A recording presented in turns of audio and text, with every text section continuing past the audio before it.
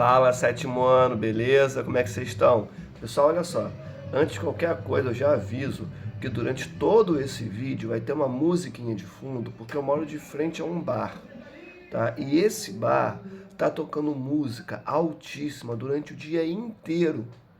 Então, não tem alternativa, tá? Ou eu gravava o vídeo com essa música de fundo ou não gravava. Preferi gravar, tá? Então vamos lá. Pessoal, olha só. As questões da nossa revisão vão estar aqui embaixo na descrição desse vídeo, assim como também estarão lá no plural, tudo bem? Olha só, a questão de número 1.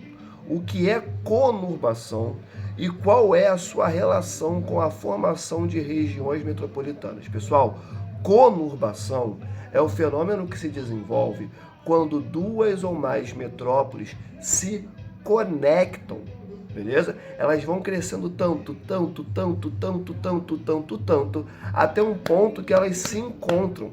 E a partir do momento em que essas metrópoles se encontram, a área verde, a área natural entre elas, a vegetação entre elas é eliminada. Beleza? Então isso é conurbação. E qual é a sua relação com a formação de regiões metropolitanas? Pessoal, regiões metropolitanas são regiões formadas pela relação entre metrópoles, entre cidades. Beleza? Ou seja, são cidades que mantêm relações de dependência entre si. E é muito comum que você tenha conurbação entre essas cidades pelo seguinte motivo. Se as cidades vão crescendo, até um ponto em que elas se conectam, elas vão ter suas infraestruturas de transporte, comunicação, de serviços interligadas. Beleza? Então é muito comum que em regiões metropolitanas você possua conurbação, você encontre, você identifique o fenômeno da conurbação. Tranquilidade? Então você pode escrever assim no seu caderno. Conurbação é um fenômeno que se desenvolve quando há o encontro entre as malhas urbanas de metrópoles, ponto, ao lado. As regiões metropolitanas se formam quando há uma relação de dependência entre as cidades que a constituem, vírgula. Dentro disso, é muito comum que haja conurbação entre estas, ponto. Beleza? Regiões metropolitanas, inclusive, são formadas a partir da conurbação. Show! 2. Explique a relação entre a mecanização do campo e a transição do Brasil de um país agrário para o urbano. Pessoal, mole. Gente, lembra daquilo. Quando nós temos a Revolução Verde, na década de 70 principalmente no Brasil, você vai ter uma troca do trabalho humano pelo trabalho mecanizado, pelo trabalho das máquinas. E eu sempre coloco aquela comparaçãozinha, né? Um trator, ele acaba substituindo o equivalente ao trabalho de 10 pessoas, mais ou menos. Beleza? Então, quanto mais tecnologia no campo, mais desemprego estrutural. Beleza? Então, explique a relação entre a mecanização do campo e a transição do Brasil de um país agrário para o urbano. Quanto maior a mecanização do campo, maior será o fluxo de pessoas do campo para as cidades em busca de quê? De trabalho. Se não tem trabalho na cidade, as pessoas vão procurar trabalho onde tem, que nesse caso, nas cidades, nos centros urbanos. Tranquilo? 3. O que é urbanização, galera? Urbanização... antes de eu ir para a urbanização, eu vou te dar a resposta da 2. Escreve assim na 2. A partir do momento em que houve uma grande mecanização do campo brasileiro, vírgula, passa a ocorrer o desemprego estrutural, vírgula, ou seja, o trabalho humano passa a ser substituído por máquinas, ponto. Com isso, as pessoas migram para as cidades, vírgula, tornando, a partir daí, vírgula de novo, o Brasil de um país agrário para urbano, ponto final. Beleza, gente? Questão de número 3. O que é urbanização? Pessoal, urbanização é um fenômeno que ocorre quando o número de pessoas nas cidades é maior do que o número de pessoas no campo. Beleza? Então escreve assim como resposta. Urbanização é um fenômeno que ocorre quando o número de pessoas nas cidades é maior do que o número de pessoas no campo. Ponto. Questãozinha de número 4. Pessoal, se eu estiver ditando as respostas muito rápido, isso aqui é um vídeo, né? Então diminui a velocidade do vídeo, volta um pouquinho, beleza? Questãozinha de número 4. Por que podemos afirmar que a função social da terra pode dinamizar a economia brasileira? Primeira coisa, o que é a função social da terra? Função social da terra é algo estabelecido na Constituição Federal de 88, que coloca que todas as terras brasileiras precisam produzir algo. Caso a terra não produza, o Estado pode pegar essa terra e distribuir para a população que quer produzir. Beleza? Isso é a função social da terra. Por que ela pode dinamizar a economia brasileira? Quanto mais pessoas produzindo, mais produtos agrícolas sendo feitos e ofertados para a população brasileira e menos fome. Se tem menos fome, se tem mais pessoas produzindo, se tem mais pessoas tendo acesso à renda, à grana, mais elas compram, mais a economia brasileira é dinamizada, beleza? A lógica é a seguinte, pessoal. Se você tem um latifúndio improdutivo do tamanho do Maranhão e você pega esse latifúndio e divide para 1.000 famílias, divide esse latifúndio, essa terra gigantesca, em pequenas terrazinhas, em pequenas propriedades e entrega para 1.000 famílias, essas 1.000 famílias vão produzir e vender para o mercado interno. Vão vender na vendinha, vão vender no mercado, vão vender na feira de domingo, beleza? Porque vamos lembrar, quem coloca comida na mesa do brasileiro não é o agronegócio. Quem coloca comida na mesa do brasileiro são os pequenos produtores. Então, se você pega um latifúndio do tamanho do Maranhão e entrega para 1.000 famílias, essas 1.000 famílias vão produzir para o mercado interno brasileiro.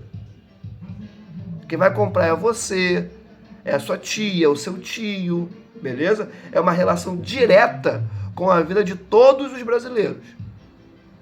Se essas pessoas que anteriormente estavam sem terra, agora têm acesso à terra e produzem, essas pessoas vão ter acesso ao quê? A grana, a dinheiro, a renda. E tendo acesso à renda, essas pessoas vão consumir. E o que dinamiza a economia de qualquer país? Consumo. Para as pessoas consumirem, elas precisam ter acesso à renda. A partir do momento que elas têm acesso à renda, elas consomem. E a economia gira. Funciona. Beleza? Então, por que podemos afirmar que a função social da terra pode dinamizar a economia brasileira? Escreve assim no seu caderno. A função social da terra pode dinamizar a economia brasileira a partir do momento em que ela distribui, ela torna, melhor dizendo assim, ela torna o acesso à terra possível, vírgula. A partir daí, o consumo pode se desenvolver com mais força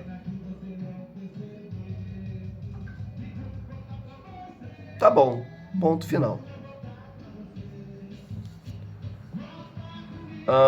Questãozinha de número 5. O que é plantation? Por que podemos afirmar que ele se mantém até os dias atuais? Galera, plantation é um sistema produtivo, beleza? Basicamente, o plantation se sustenta em alguns elementos. Ele se dá em latifúndios,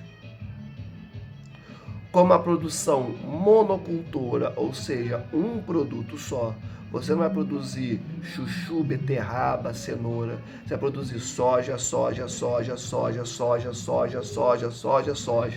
cana-de-açúcar, laranja.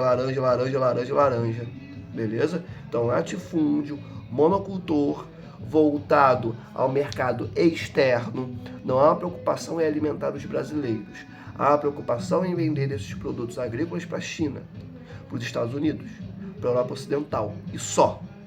E a mão de obra é escrava. Isso constitui o plantation. E por que podemos afirmar que o plantation se mantém até os dias atuais? Porque, galera, quando você vai para o interior do Brasil, o que você tem são grandes propriedades na mão de pouquíssimas famílias que exportam seus produtos para o mercado externo,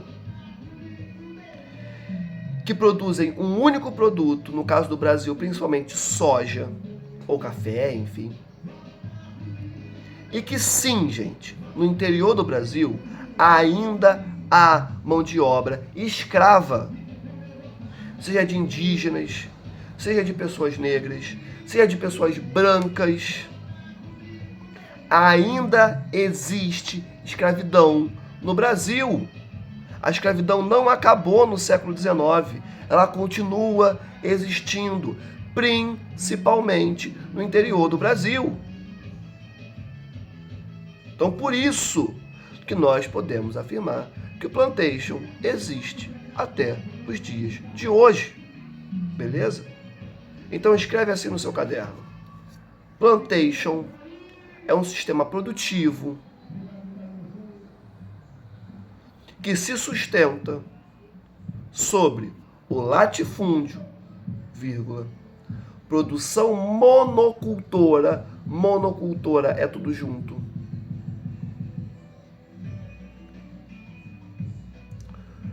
sobre uma produção voltada ao mercado externo e sobre mão de obra escrava, ponto. Do lado. Podemos afirmar que esse sistema se mantém até hoje em virtude de, no interior do Brasil, existirem latifúndios, monocultores voltados ao mercado externo e que se utilizam de mão de obra escrava. Ponto final. Beleza? Agora a questãozinha de número 6.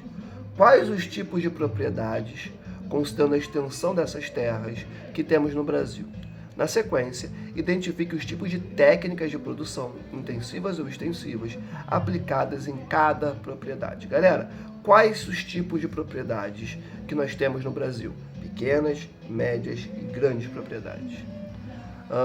Quais os tipos de técnicas de produção utilizadas em cada propriedade? Nas pequenas propriedades, nós temos técnicas de produção extensivas. Nas médias propriedades, você tem tanto extensivas como intensivas também, tá? E nas grandes propriedades, intensivas, tá? Então escreve assim no seu caderno.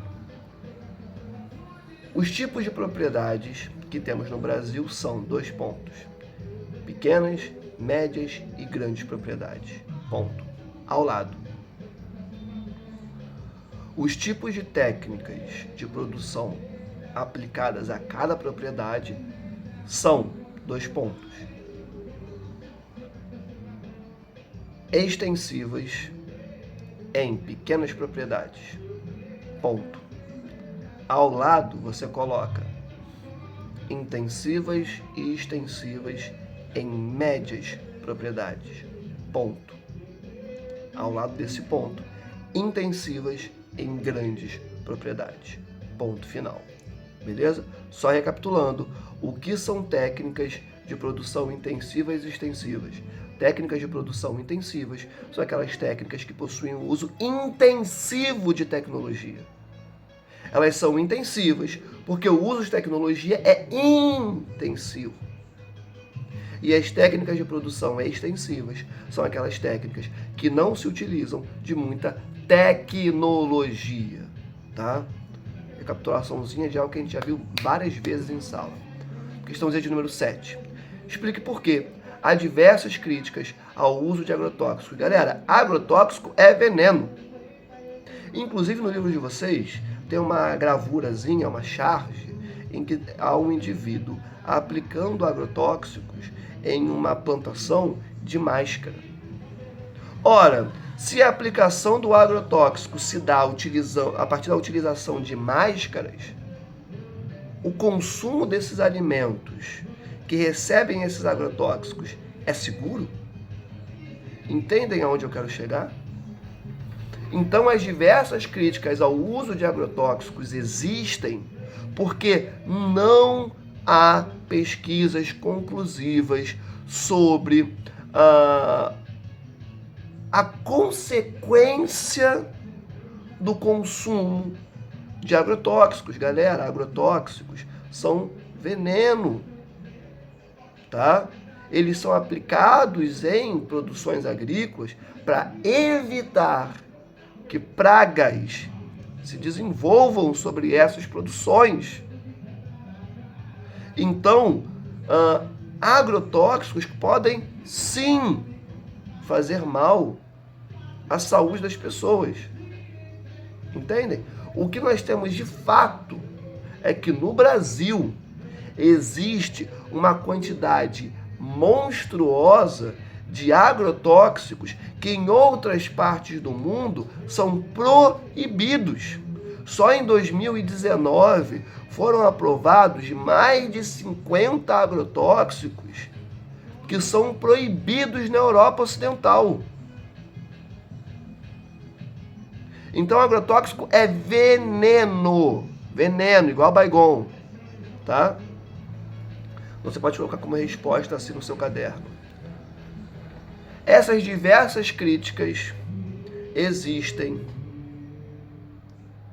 em virtude do mal que os agrotóxicos podem gerar à saúde humana. Beleza? Ponto final. Questãozinha de número 8. Aponte o elemento que melhor explica a violência presente no campo brasileiro. Pessoal, qual é o elemento que melhor explica a violência presente no campo brasileiro? A concentração de terras. Quando eu falo de latifúndio para vocês, eu não estou falando de um Maracanã não, tá? O Maracanã é uma terra normal, de boa. Quando eu falo de um latifúndio, eu estou falando de uma terra do tamanho de Pernambuco, do tamanho de um país da América Central dentro do Brasil. E pessoal, o Brasil desde 1500, desde o início da colonização portuguesa, o Brasil ele teve a presença de latifúndios, teve e tem a presença de latifúndios. Beleza? E galera, quando você é um fazendeiro e você tem uma terra do tamanho de Pernambuco, e você enche essa terra de tecnologia para produzir cada vez mais, você não precisa contratar mão de obra. E as pessoas vão para onde? Vão para as cidades. Porque, galera, se a terra é do tamanho de Pernambuco, do Maranhão, cheia de tecnologia, de tal forma que o dono da terra não precisa mais contratar pessoas, as pessoas que moram ali ou que moram ao redor vão para onde? Vão fazer o quê? Elas vão ficar desempregadas e vão para onde talvez elas encontrem um emprego, que nesse caso são as cidades. Mas tem uma galera que olha para essa situação e fala: eu não acho justo que uma pessoa só tenha uma terra do tamanho de um estado brasileiro, do tamanho de um país da América Central. Então o que eu vou fazer? Eu vou ocupar essa terra, vou me estabelecer e vou produzir e vender para o meu país. Esse é o raciocínio. Só que o dono dessa terra não olha as pessoas ocupando a propriedade dele e fica de braços cruzados. O que ele faz? Ele contrata capatazes. É muito comum que a própria polícia dos estados brasileiros ou dos municípios brasileiros ajudem esses grandes fazendeiros, ajudem esses grandes proprietários.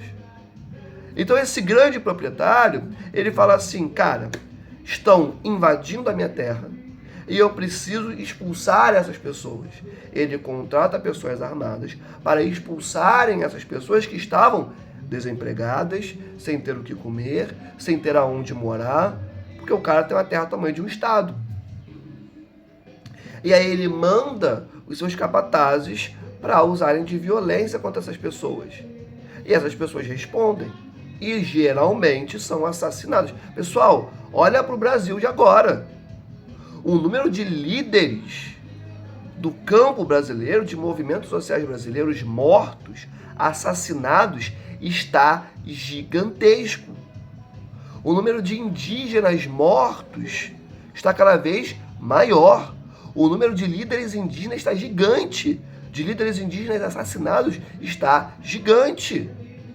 Por quê? Porque é muito comum que os indígenas tenham as suas terras roubadas por esses grandes proprietários e depois os indígenas falam: cara, essa terra é minha, eu vou pegar essa terra de volta. Só que o grande fazendeiro que pegou a terra do indígena fala: não. E nesse conflito, os indígenas são completamente assassinados. Galera, alguns meses atrás, nós tivemos uma tribo indígena no norte do Brasil completamente destruída. Foi queimada. Crianças assassinadas. Pessoas assassinadas. Porque mineradores queriam aquela terra. E ponto final. É assim que funciona no Brasil. Então, qual é o elemento que melhor explica a violência presente no campo brasileiro? Você pode escrever assim no seu caderno: a concentração de terras. Lembrem-se, o país de vocês é o país onde pouquíssimos, que às vezes nem moram no Brasil, têm terras gigantescas, enquanto a maior parte da população não tem nada. Isso é Brasil, tá? Vai aparecer na sua prova, questão de prova que eu estou dando a dica agora. Vai aparecer na sua prova um gráficozinho em que você vai ter que interpretar esse gráfico. Basicamente, ele vai dizer o seguinte: a maior parte das propriedades agrícolas do Brasil são pequenas propriedades. Então, o maior número de propriedades do Brasil são de pequenas propriedades. Porém, o menor número, a menor quantidade de terras do Brasil são mais extensas. Mais uma vez, a maior quantidade de propriedades agrícolas, de terras que nós temos no Brasil, são de pequenas terras. Porém, a menor quantidade de terras no Brasil são as terras mais extensas. Ou seja, por mais que os latifúndios sejam as terras de menor quantidade no Brasil, elas pegam a maior parte do país. Não entendi, Almir. Olha só. Um latifúndio tem o tamanho de Pernambuco inteiro. Enquanto que 10 minifúndios juntos têm o tamanho do Maracanã. Entendem? Na comparação, você tem mais pequenas propriedades. São 10 minifúndios aqui. Só que os 10 minifúndios cabem dentro do Maracanã. E um latifúndio é o tamanho de Pernambuco inteiro. Então, por mais que os minifúndios, as pequenas propriedades, as pequenas terras existam em maior quantidade no Brasil, os latifúndios, as terras grandes, as propriedades grandes, possuem maior influência na estrutura econômica e social do país, porque basta um latifúndio para você ter o controle de uma terra que equivale a um estado, a um município, a um país da América Central, dentro do Brasil. Beleza, gente? Vamos lembrar, no país de vocês existem terras do tamanho de municípios inteiros na mão de uma pessoa só. Entendem? Isso é Brasil. Tá? E por conta da existência dessa desigualdade de acesso a terras, existe uma violência absurda no campo brasileiro, no interior do Brasil. A gente acha que Rio de Janeiro é violento. Pessoal, o interior do Brasil é extremamente violento. 2, 3 vezes mais violento do que qualquer Rio de Janeiro. Tá? É isso. Gente, corrigimos todas as nossas questões para revisão, tá? Façam e refaçam essas questões. Qualquer dúvida que vocês tenham, me mandem lá no plural, tá? Respondam o post em que vai estar colocado o link da nossa revisão no plural, que eu respondo, tá? E é isso. As questões vão estar aqui embaixo, no plural, ou na descrição desse vídeo do YouTube, tá? E é isso. Beijo, excelente prova para vocês, tá? E tamo junto. Valeu, tchau, tchau.